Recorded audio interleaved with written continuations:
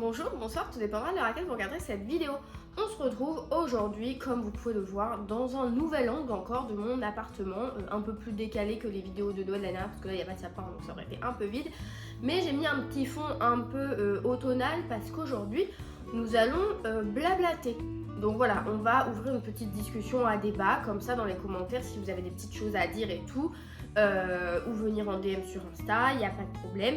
Parce que du coup, quand j'ai tourné ma vidéo il y a quelques semaines, je crois, 2 semaines peut-être, sur les livres qui ont marqué ma vie de lectrice, quand j'ai fait le montage, j'ai coupé certains passages où je m'éparpillais trop et la vidéo aurait été interminable parce que j'ai laissé la partie où je parlais de l'ancien booktube, de ce qui m'a fait revenir un peu à la lecture avec le livre qui m'a été recommandé par Margot Liseuse, où j'ai suivi sa reco, quoi, elle me l'a pas recommandé personnellement, mais bref.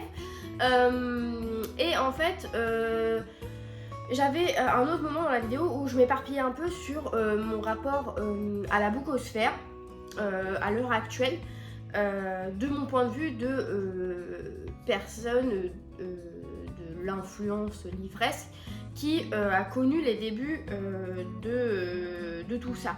Et en fait, bon, ça n'avait pas trop la place dans la vidéo le moment dernier. Donc je me suis dit pourquoi pas en parler là, parce que on voit plein de choses passer. Ça a quand même beaucoup évolué depuis un certain nombre d'années. Donc je voulais revenir un petit peu sur tout ça avec vous et sur mon expérience personnelle par rapport à quand j'ai débuté Bookstagram, la pause que j'ai faite, quand j'ai vraiment repris, et mon rapport à la consommation du livre. Donc comme je vous l'avais dit dans ma vidéo des livres qui ont marqué ma vie, quand j'ai lu à peu près avant de connaître Booktube principalement, ma consommation de livres était relativement simple. Voilà, j'ai acheté que les livres que je voulais lire sur le moment. J'avais ceux qu'on m'offrait. J'allais également en médiathèque, mais j'avais pas ce réflexe de être tentée par des livres qui pourraient me plaire plus tard en fait. J'ai acheté vraiment un livre pour le lire sur l'instant T, mais je prenais, si c'était une trilogie et que les 3 étaient sortis, j'allais pas prendre les 3 pour dire je vais les enchaîner ou je vais les lire plus tard. J'avais pas de pile. À l'époque, le concept de pile à lire à mes yeux n'existait pas, enfin je ne connaissais pas si ça existait déjà. Et donc il y avait également pas de boîte à livres, donc j'avais pas le même rapport à la consommation du livre à l'époque. Mon rapport a donc changé avec Booktube. Je ne saurais pas dire comment j'ai eu ça dans mon fil YouTube, je sais pas, peut-être que de fil en recherche, mon algorithme m'avait créé quelque chose et m'avait fait pop une suggestion comme ça. Je me rappelle que j'ai découvert Booktube courant 2014-2015, donc d'abord avec Audrey, donc le souffle des mots, où elle faisait des vidéos. D'abord elle faisait surtout des C'est lundi que lisez-vous, où elle ne montrait pas son visage. J'avais trouvé ça chouette parce que je me suis dit bah en fait on n'a pas besoin forcément, contrairement aux youtubeuses beauté, on n'a pas besoin de montrer son physique, on n'a pas besoin d'être sur son 31, on n'attend pas quelque chose d'une personne qui va parler du livre sur son physique ou sa beauté. Donc déjà j'ai trouvé une certaine sérénité dans l'ambiance. Et puis je suis ensuite tombée sur la chaîne de Justine, donc à l'époque c'était Fairy Neverland. J'ai vérifié depuis, elle a renommé sa chaîne en Justine Duhart, donc son nom normal, elle ne fait plus de vidéos.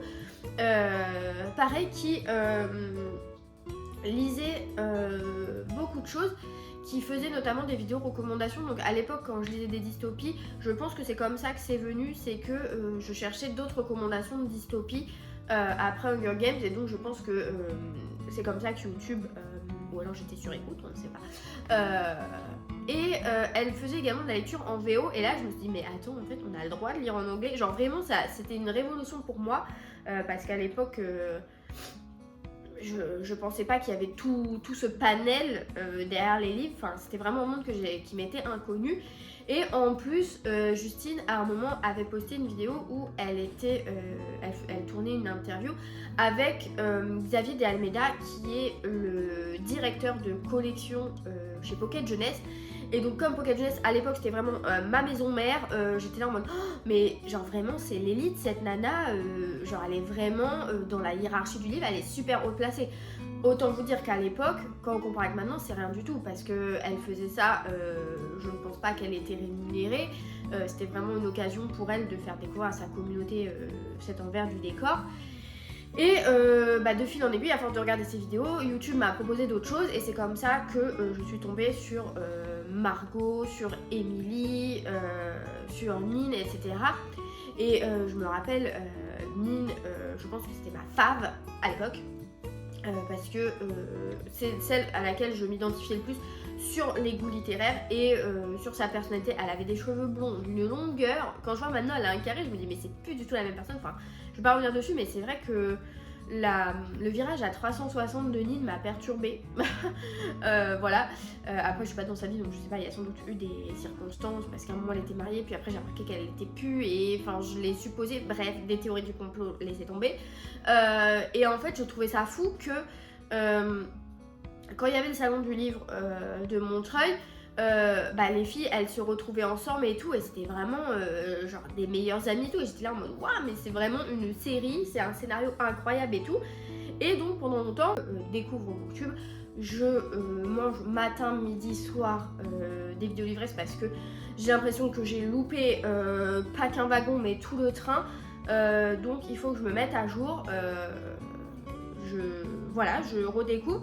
Et en plus, il s'avère que en parallèle, à l'époque, c'était une chaîne YouTube avec un blog. À l'époque, c'était vraiment un blog, donc que ce soit Audrey Tautou, Margot Liseuse et tout. Il y avait des blogs où les filles faisaient des avis, des chroniques beaucoup plus détaillées, etc. Donc je suivais ça aussi. Et je dirais septembre-octobre 2015, j'avais lancé mon blog également. Pour me dire pourquoi pas. C'était parti, je faisais mes petites chroniques. Là ma consommation évolue un peu parce que quand j'entendais parler d'un livre qui était un peu en vogue et qui faisait pas mal parler, qu'on voyait dans plusieurs vidéos chez plusieurs personnes différentes, je me disais il faut que je le lise, donc il faut que je lise ce qui est à la mode. Pas forcément mes goûts à 100%, j'avoue des fois je voulais suivre un peu le mouvement de la vague. Je faisais pas plagiat mais je m'inspirais de ce que je voyais où je me disais tiens, pour commencer un blog, pourquoi pas. YouTube, je me sens pas à l'aise de faire ça. En plus, à l'époque, je pensais pas avoir le matériel adéquat parce que forcément, quand on voyait les qualités des filles, ça n'a rien à voir avec aujourd'hui la 4K. Mais je me disais, attends, elles sont des vrais appareils photo et tout. Moi, j'ai pas le budget, machin. Donc bon, j'en étais restée là. Donc je faisais mon petit blog. Je regardais Booktube, sachant que Booktube, j'étais un peu spectatrice invisible, je n'osais pas trop commenter et tout. Et puis un jour, du coup, sur le blog, j'allais commenter des fois les blogs des autres plus que les vidéos YouTube. Et j'avais fait un swap que j'avais filmé en vidéo et que j'avais posté du coup sur cette chaîne YouTube, mais qui n'avait pas ce nom-là à l'époque parce que il avait le nom de mon blog à l'ancienne. Et pareil, je m'étais inspirée de Audrey parce que comme elle faisait des vidéos, elle montrait pas sa tête et que ça marchait, je me dis moi si je montre pas ma tête, il y a des chances aussi que ça marche, donc ce qui va intéresser les gens, c'est le contenu que je vais montrer. Donc j'avais posté ce swap et puis j'avais dû le poster vers début novembre et ensuite en décembre, j'avais eu l'occasion de tomber à l'époque sur une vente privée, ou showroom privé, je ne sais plus, de livres Michel Lafon et donc là j'avais fait une razzia, franchement ça n'existe plus, il faut dire parce que maintenant le livre est devenu un vrai business. Mais à l'époque, vous pouviez avoir des séries ou des tomes de séries à des prix qui défiaient toute concurrence. Je ne sais pas, oui, ça doit être ça l'expression. Où vraiment, je pense que c'était leur arrêt de com et du coup, pour écouler leur stock, ils les mettaient sur une vente privée. C'est Audrey qui avait donné l'astuce, il me semble, que ça arrivait de temps en temps, qu'il fallait mettre des alertes. Donc moi, j'ai mis des alertes. Et sur celle de Michel Lafon, je l'avais fait. J'avais reçu 2 colis de livres entiers. Vraiment, je m'étais lâchée, mais j'avais au moins 30 livres pour pas grand chose. Et je crois qu'il y a aussi, je ne sais plus qui c'est, je crois que c'est Emma la bouquinade ou Christiane, anciennement Emma Books, qui avait aussi profité de cette occasion pour faire sa première vidéo, je sais plus. J'essaierai de retrouver et de vous montrer, de vous mettre la miniature de la vidéo. Mais du coup en décembre j'avais posté cette vidéo, donc là je montrais pas ma tête, je ne parlais pas, je montrais juste les livres et tout. Et ça avait fait quand même un petit peu de vues, donc bon. voilà, sur mon blog j'avais des visiteurs réguliers qui commentaient régulièrement, j'échangeais avec des gens et tout. En parallèle, je continuais de regarder Booktube. Là, mon rapport à la consommation de livres a totalement changé parce que j'avoue, j'ai acheté en masse. En fait, les bibliothèques des filles me faisaient rêver, leur fond de vidéo avec les étagères plein de livres et tout, ça me faisait rêver. Donc j'étais en mode, vas-y, j'achète tout ce que je peux acheter entre guillemets. J'allais chez Gilbert Jolette, je faisais des razzias parce que je me disais que avec les prix d'occasion, c'était hyper rentable. Il fallait que j'accumule entre guillemets. Du coup, j'étais plus consommatrice que vraiment actrice du monde l'ivresse. Pareil, à l'époque, il y avait le début des SP, donc c'était surtout des SP en épreuve non corrigée. Donc maintenant, quand on reçoit, je ne me considère pas dedans, mais en gros, quand la Bookosphère reçoit des SP, vous avez tout ce qui est colis, vous avez les versions définitives et tout. À l'époque, quand Justine Ferry-Neverland, elle présentait, ou même Margot ou quoi, elle présentait les épreuves non corrigées, c'était vraiment les bouquins tout blancs avec juste le titre, l'auteur, date de parution, machin. Et voilà, c'était pas... En fait, on voyait que c'était pas fait pour le côté business et thune parce que elle recevait pas l'objet livre en lui-même. Elle le recevait de temps en temps en version définitive à la sortie après avoir fait leur revue et tout. Mais voilà, quand elles en parlaient, quand elles recevaient, c'était vraiment entre guillemets que du bénévolat. Il n'y avait pas ce côté financier, cet aspect monétaire derrière tout ça. Donc je continue et tout. Puis un jour, Instagram arrive ou alors prend son envol, je ne sais plus. Je me mets dessus et là je découvre le monde d'Instagram. Donc les bookstagram du début, c'était on se fichait un peu du côté artistique, notamment en France. C'était vraiment je pose mon livre sur la table, je suis dans mon canapé, voilà, peu importe, je prends la photo, je fais 3 lignes dessus, pas de hashtag, rien du tout, on n'identifie personne, voilà. C'était vraiment très très basique. Et je tombe un jour, du coup, à force de regarder dans les recommandations, on finit par avoir d'autres choses et de fil en aiguillette, je tombe sur des comptes plutôt anglophones. Et elle, par contre, je me rends compte que dans les pays, que ce soit en Royaume-Uni ou en Amérique, aux États-Unis, ça a une ampleur 6 fois plus conséquente qu'en France, donc c'est chouette. Et en plus, elles ont vraiment le côté artistique dans leurs photos. Je me dis bon, je suis un peu, je regarde, et puis je dirais en juin 2018, j'ouvre mon Bookstagram, donc, que vous connaissez toujours actuellement parce que je n'ai eu que celui-là,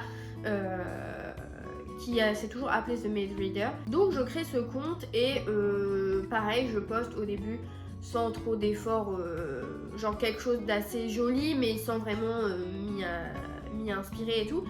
Et en fait, les premières publications font des super scores parce que maintenant, arrivé en 2018, forcément, les gens ont pris un peu de matière et tout. Il y a du monde, mais pas trop encore, donc c'est suffisant pour se faire connaître, aller chez les gens, commenter, partager, machin. Et les hashtags apparaissent, et c'est vrai que à l'époque, percer entre guillemets sur Bookstagram était bien plus aisé que à l'heure actuelle, parce que je vous dis, là pour préparer cette vidéo, j'ai regardé un peu mes archives de publication pour voir ce qui fonctionnait, et c'est vrai que quand je regarde mes premières publications en été 2018, sur quasiment toutes les photos, il y a entre 70 et 130 j'aime, alors que je devais avoir 250 abonnés. À l'époque, il n'y avait pas non plus tout ce qui est réel et tout. Donc voilà, je pense honnêtement, avec toute ma modestie et mon humilité, je pense que si j'avais persévéré, parce qu'en plus j'ai commencé en 2018 parce que ça me bottait, et en plus je savais à l'époque, au moment où j'ai commencé, donc juin-juillet, que j'allais commencer mon alternance en septembre en librairie, donc je me dis que je pourrais apporter un contenu supplémentaire et différent, parce que toutes les filles qui parlaient livres n'étaient pas forcément libraires, donc j'avais pris, je pense, le bon wagon. J'aurais pu percer. Voilà, je pense que j'aurais pu percer parce que les algorithmes n'étaient pas les mêmes. Ils te mettaient en avant, notamment grâce au hashtag. Quand tu mentionnais les maisons d'édition, elles croulaient pas, je pense, sur les mentions. Donc elles profitaient de ça pour repartager et tout. Donc ça donnait un petit coup de pouce. Puis avoir cette visibilité qu'à l'heure actuelle, maintenant, depuis quelques années, on n'a plus au premier abord, parce que forcément, il y a déjà beaucoup plus de monde, et les algorithmes ne le permettent plus. Que j'ai un peu délaissé la chose. J'ai connu une période qui n'était pas forcément hyper simple non plus. Donc je suivais toujours autant les personnes que j'aimais suivre, de découvrir des nouveaux comptes, des nouvelles chaînes YouTube et tout, mais moi j'avoue que j'étais pas assez assidue. Donc à un moment j'ai tout archivé, je suis restée un petit peu, j'ai laissé le compte à l'abandon. En 2018 j'étais dans le wagon pour lequel j'aurais pu me développer et percer si je puis dire, mais ça n'a pas fait. En 2020 avec le coronavirus, je pense que j'aurais pu pendant le confinement me relancer parce que j'avais pris beaucoup de livres, forcément parce que j'étais en chômage technique avec tout ça. Donc j'avais emprunté beaucoup de livres à la librairie. J'avais fait un vlog qui s'appelait le Corona Vlog, que j'avais monté et tout et exporté, qui était d'une résolution catastrophique. Parce que Cindy Off, la nana de la team BS, je dis parce que peut-être ça vous parle pas, mais Cindy Off avait dit ouais, si vous voulez faire des trucs, faut vous lancer et tout machin. Moi j'étais en mode vas-y, nouveau mindset et tout, c'est parti. Donc je m'étais lancée, j'avais filmé et tout machin. En plus à ce moment-là j'avais le corona. Cette vidéo est hilarante, mais je ne l'ai jamais postée publiquement, je sais pas pourquoi. Alors que peut-être à ce moment-là j'aurais à nouveau pu faire mon trou, parce que pendant le corona c'est vrai qu'il y a des gens qui ont un peu explosé comme Nina Cool et tout, donc parce que on avait du temps pour faire du contenu. J'ai à nouveau loupé le coche, c'est pas grave, parce que en fait je lisais toujours autant, je regardais toujours autant de contenu, je découvrais des personnes et tout, donc ça pas de souci. Et puis en 2022, je me suis dit que ça me manquait, que j'avais les moyens de faire des choses, de reprendre, pas forcément me compliquer la vie, parce qu'en fait je voyais que la phase très artistique avec les décors, les objets et tous les fonds machin sur les tables, sur les meubles, sur les trucs, je me suis dit il n'y a pas forcément besoin de ça, parce que je tombais sur des comptes où on avait juste la photo sur un fond blanc et puis les gens ils écrivaient autour des petits dessins, des petits trucs et tout.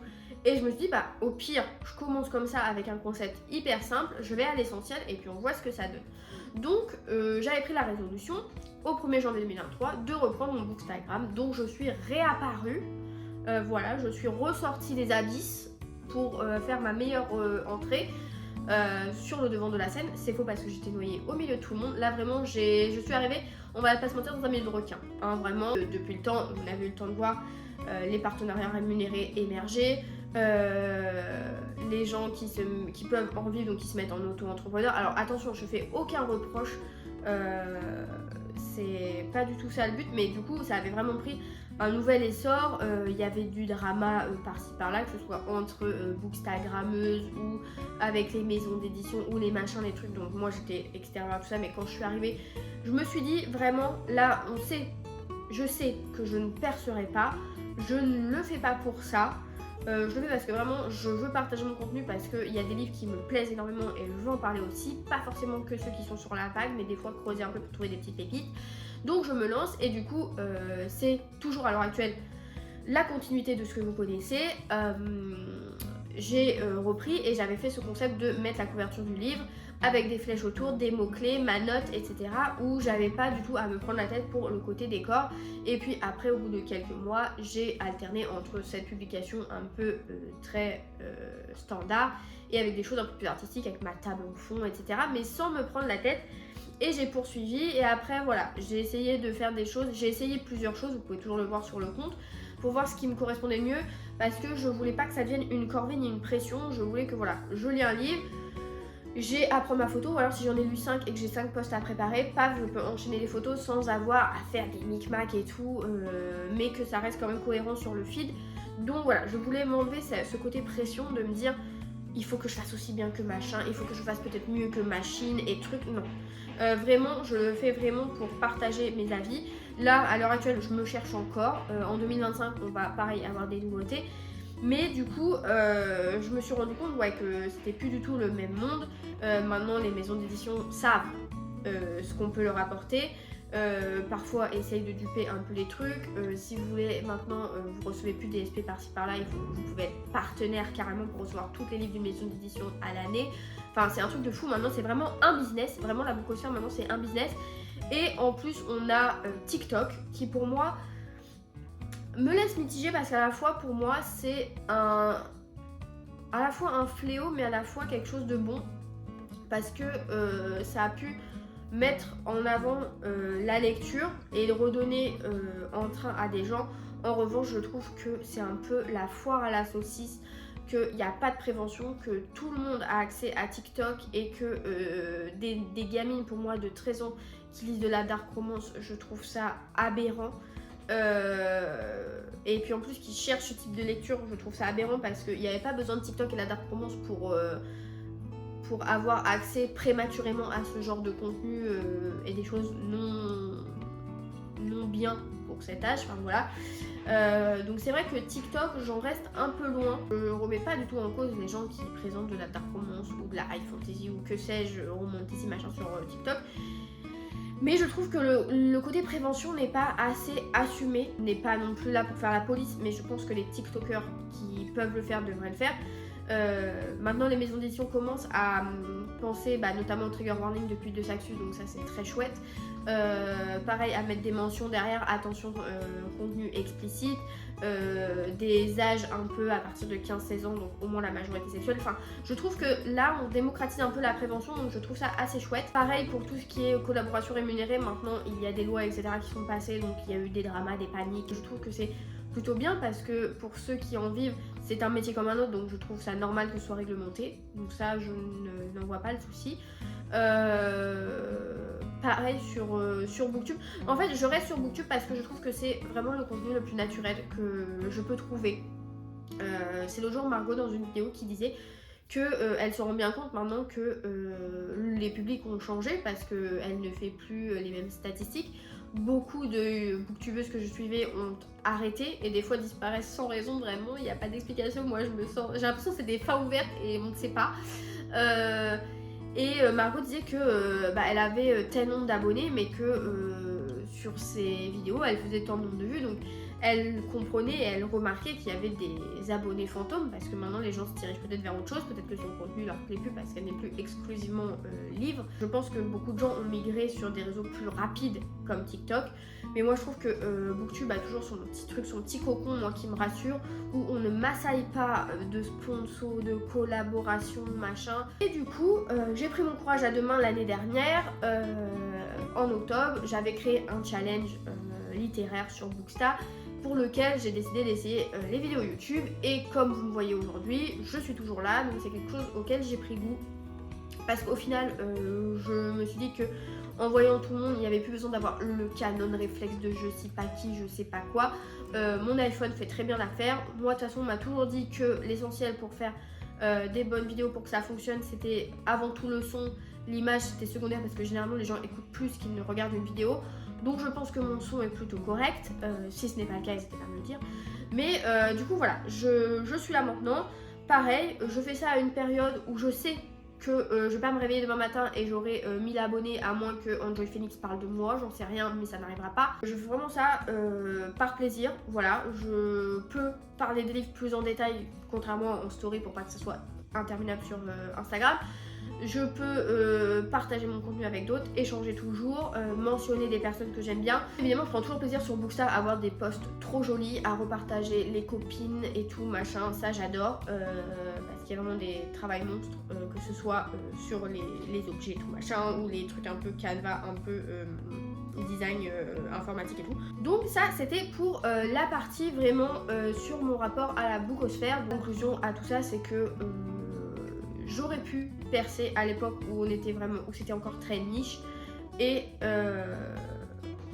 là maintenant c'est vraiment si on commence à l'heure actuelle un Bookstagram, une chaîne Booktube, un BookTok, c'est vraiment pour l'envie de partager. Si vous le faites avec l'objectif de percer, il y a 4 chances sur 5 que ça ne fonctionne pas parce que y a trop de monde, il y a beaucoup de demandes, les algorithmes ne sont plus les mêmes, on n'est plus mis en avant comme on pouvait l'être avant.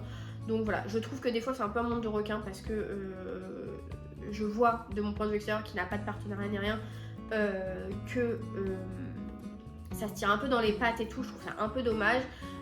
Pareil quand on voit qu'il y a des appels à partenaires des maisons d'édition, on partit beaucoup et souvent c'est des comptes plutôt conséquents qui sont sélectionnés et dans les commentaires ça chouine parce que c'est toujours les mêmes qui sont pris. Bah oui mais ma cocotte, si t'as 40 abonnés, c'est sûr que la maison d'édition va viser quelqu'un qui en a peut-être 550, 800, 10 000. parce qu'elle sait que la visibilité pour son livre sera mieux et je pense que c'est légitime de réfléchir comme ça. Je ne trouve pas ça pénalisant, je dis juste que voilà, il faut persévérer, faire son trou.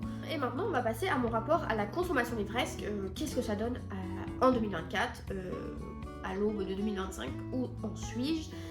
Donc comme je vous le disais, pendant longtemps j'achetais au fil de mes lectures, j'avais envie de lire un livre, j'ai acheté le livre, j'en achetais pas 25 en même temps, je n'avais pas de pile à lire, le concept n'existait pas à mes yeux. Et puis avec Booktube, ça s'est un petit peu développé, j'ai compris ce que ça voulait dire. Donc j'ai commencé à acheter un peu plus des recos que je voyais qui pouvaient me plaire et tout machin. Quand j'ai eu mon blog et mon premier Bookstagram, j'étais vraiment dans cette optique de consommer. Je voulais acheter, accumuler plein de livres pour avoir une pile à lire. Pas forcément des livres où j'étais sûre que ça allait me plaire. Je prenais aussi des livres parce qu'ils étaient en vogue, ils étaient un peu partout. Donc je me disais, vas-y, il faut que j'en parle comme ça. J'aurai une visibilité supplémentaire parce que je pourrais en parler, avoir peut-être un avis différent, etc. Donc je voulais absolument être sur la vague. Et j'avais énormément de livres. J'avais une pile à lire qui était, je pense, interminable. Avec des livres qui restaient sur l'étagère pendant des années. J'avais une consommation de livres, ce qu'on peut appeler la surconsommation, comme maintenant, hein, des fois on voit des choses. Je trouve que des fois... voilà, c'est avec tout ce qui est partenaire et tout, moi je ne pourrais pas être partenaire avec une maison d'édition parce que je ne pourrais pas assumer de recevoir toutes les sorties pendant un an d'une maison d'édition, sachant que ça se trouve parmi 25 sorties, il y en a 4 qui vont vraiment me faire envie et vraiment me plaire, et je me verrais pas mettre de côté des livres qui vont m'attirer plus de ma palle pour des livres que je serais obligée de lire, donc avec rémunération ou non. Sachant qu'il y a 2 chances sur 3 que ça me plaise pas. Je préfère un jour vraiment, s'il y a un livre qui me botte à fond, aller au culot, demander à la maison d'édition est-ce qu'on peut faire un partenariat, est-ce que je peux le recevoir en SP. Parce qu'en plus, là on voit que les influenceurs sont débordés. Vraiment, le nombre de nanas que je regarde qui disent oh j'ai ce SP là à lire, je suis débordée par tous mes SP et tout machin, bah mais tu t'encombres un peu pour rien, c'est un peu toi qui le veux. Donc quand on sait que le rythme de lecture et tout n'est pas forcément bon, il faudrait un peu aussi savoir rester les pieds sur terre et objectif sur ce qu'on peut proposer, ce qu'on ne peut pas proposer. Mais bref, tout ça pour dire que du coup, à partir de 2018, voilà, comme j'avais maintenant le Bookstagram et tout, je voulais absolument consommer, j'avais plein de livres. C'est ça que c'est apparu et qu'ils ont fait les premiers reliés en France. Comme c'était vite en rupture, il y avait ce truc de à chaque sortie, il fallait précommander, il fallait absolument l'avoir, sans forcément s'arrêter sur le pitch, mais il fallait avoir tous les 2 Saxus. Et c'est vrai qu'au début j'étais un peu dans ce truc là, et après je me suis dit bah non, de toute façon t'en as loupé certains, ça sert à rien de reprendre le wagon. Et puis quand on voyait le business sur Vinted, que des serpents and doves ils étaient à 80 € et tout machin, pour qu'après 2 Saxus, eh ben en fait on fait une réédition, donc ça n'avait plus de sens, enfin ouais. Le côté business des bouquins est des fois aberrant, hein, notamment, alors là je parlais de Saxus, mais là je lisais Journal d'un vampire, vous avez suivi ces péripéties, il me reste le tome 11 à lire, je me dis je vais le trouver vite fait sur Vinted et basta, j'arrive sur Vinted, c'est pas les nanas, elles le vendent 40 €, pardon, alors ok c'est plus dit, mais 40 € une bouse, faut pas pousser, genre 40 €, tout ça parce que c'est super ado, alors qu'en plus les livres ils sont défoncés, hein, les dos ils sont cassés et tout, hein, ils sont chiffonnés, ils sont jaunis, vraiment. Et pareil, il y en a, elles vendent la collection, il manque des tomes et elles vendent ça 160, 200 €. Mais pardon, mais qui êtes-vous pour faire ça? Vraiment, enfin bref, le prix là, électronique à la base, voilà, hein, comme celles qui revendent des SP, on vous voit, hein, parce que moi j'ai un Easy Cash pas loin de chez moi, je peux vous dire que quand j'y vais, il y a des trucs qui sont sortis la semaine dernière, ils sont déjà dans le rayon, avec le tampon service presse ne peut être vendu, mais ils sont quand même bien là. Donc bref, ça c'est un autre débat. Et puis un jour, chez mes parents, où étaient mes bibliothèques à l'époque, je me suis posée, je les ai regardées, et je me suis dit, mais en fait, c'est quoi l'intérêt? J'ai eu un déclic, je sais pas, je pense que je trouvais ça trop satisfaisant de regarder des book haul sur YouTube, et je me dis, mais en fait, pourquoi je garderais des livres que j'ai lus et que je n'ai pas aimés, des livres que j'ai lus mais que je relirai pas, et surtout des livres qui ne me font plus du tout envie parce que vraiment à l'époque dès qu'il y avait chez Gilbert des occasions intéressantes je prenais. Vraiment c'était pour avoir les mêmes fonds de vidéo que les nanas, c'était pas du tout dans un premier lieu par rapport au pitch de l'histoire. Et du coup j'ai fait un book haul. Donc forcément à l'époque j'étais pas, c'était en transition, donc j'avais pas de YouTube, j'avais pas d'Instagram et tout, donc je l'ai pas partagé. Mais j'ai retiré je pense 200 bouquins de ma bibliothèque sur tout ce que j'avais. Et maintenant je suis dans l'optique où je garde uniquement les livres de ma palle forcément, mais uniquement les livres que j'ai lus, que j'ai appréciés et que je serais susceptible de relire. Maintenant je fonctionne comme ça, donc mon rapport à la consommation de livres c'est vraiment restreint. Il est devenu plus sain parce que là maintenant quand j'ai commencé à reprendre Bookstagram en 2023, j'avais un rapport au livre, j'avais encore une palle très très conséquente. Donc maintenant régulièrement je refais le point, mais là voilà, j'arrive à un stade où ma pile à lire n'est plus que de 7 livres. Donc je pense que maintenant quand j'achèterai des livres, je pourrais vraiment me tourner vers ceux qui m'attirent le plus, avec l'appui vraiment des vidéos que je peux voir, les recommandations que je peux voir toujours. On n'est pas à l'abri d'avoir sur 10 livres 3 qu'on n'aime pas, mais c'est comme ça. Mais maintenant avec Vinted, les sites tels que la Bourse aux livres, Momox et tout, on peut toujours revendre ces livres. Les boîtes à livres, on peut les donner, on peut en trouver. Donc je trouve que l'ère actuelle permet un rapport au livre qui est plus sain, et que le côté surconsommation de livres, c'est parce qu'on ne fait pas d'efforts.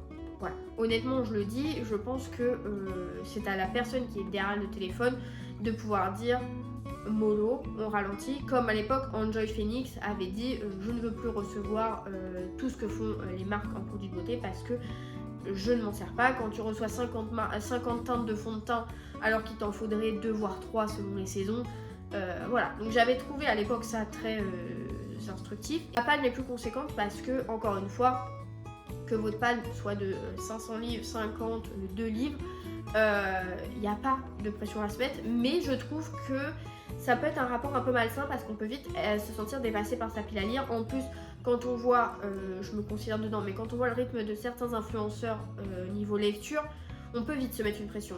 Et je pense que également, ça c'est une partie un petit peu néfaste de la bookosphère, c'est qu'on peut être vite dans le jugement, notamment sur TikTok, parce que TikTok, ils ont dès 8 ans, ils sont dessus. Moins sur Bookstagram, moins sur Booktube, mais c'est de ah tu lis tant de livres, mais en fait c'est faux, tu les lis pas en entier, tu mens. Ah t'as lu que ça, ou ah ta bibliothèque elle a que ça comme livre. Non, en fait il faut arrêter de persécuter et de vouloir faire culpabiliser les gens. T'as la bibliothèque que tu peux avoir, t'as le rythme de lecture que tu peux avoir.